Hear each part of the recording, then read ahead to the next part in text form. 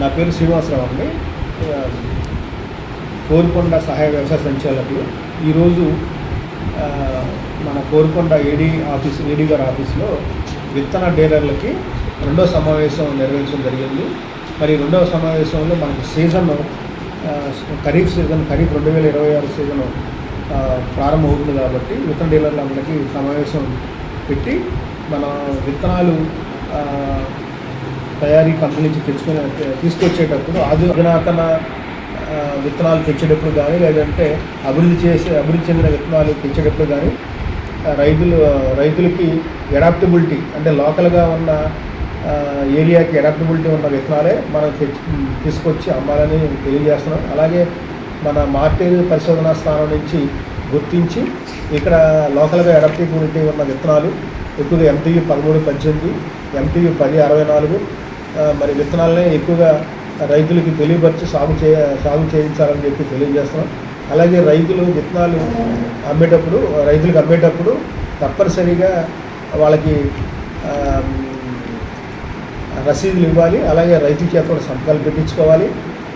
తర్వాత ఇంకొక డీలర్స్ విత్తనాలు స్టోరేజ్ చేసేటప్పుడు తప్పనిసరిగా గాలి ఆడే విధంగానే మన షాప్స్ అన్నీ కూడా ఉంచుకోవాలి. కిటికీలన్నీ తెరిచిపెట్టాలి. అలాగే ఎరువులు కానీ రసాయనిక ఎరువులు కానీ రసాయనిక పురుగు మందులు కానీ దగ్గర ఉంచకూడదు. ఎందుకంటే విత్తనానికి కూడా జీవన పదార్థమే కాబట్టి జీవం దెబ్బతినకుండా బాగా రావాలి అంటే ఈ రసాయనిక ఎరువులకి పురుగు మందులకి దూరంగానే ఉంచాలని చెప్పేసి నేను తెలియజేస్తున్నాను.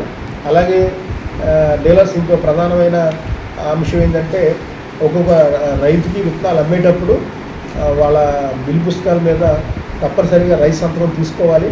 తర్వాత ఒకే రైతుకి ఒక 10 మంది రైతులకి ఒకలే విత్తనాలు కొనుగోలు చేసేటప్పుడు తప్పనిసరిగా ఏ రైతుగా ఆ రైతు బిల్స్ కూడా ఇవ్వాలని తెలియజేస్తున్నాము.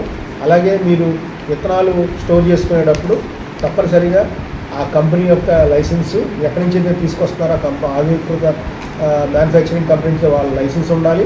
తర్వాత వాళ్ళు ఆ ప్రిన్సిపల్ సర్టిఫికేట్ కూడా మీ దగ్గర పెట్టుకోవాలి.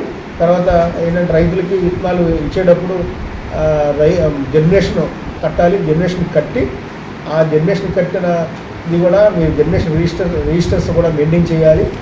మరి అలా చేసినప్పుడు మాత్రమే మీకు మంచి విత్తనం రైతులకి అందజేస్తామనే భరోసా ఉంటుంది. అలాగే మన విత్తనాల ఇన్స్పెక్టర్స్ మీ దగ్గరికి వెరిఫై చేసినప్పుడు తప్పనిసరిగా మీ స్టాక్ రిజిస్టర్లు కానీ బిల్లు పుస్తకాలు కానీ అలాగే మీ యొక్క వెరైటీస్ని కూడా ఎక్స్పోజ్ చేయాలి.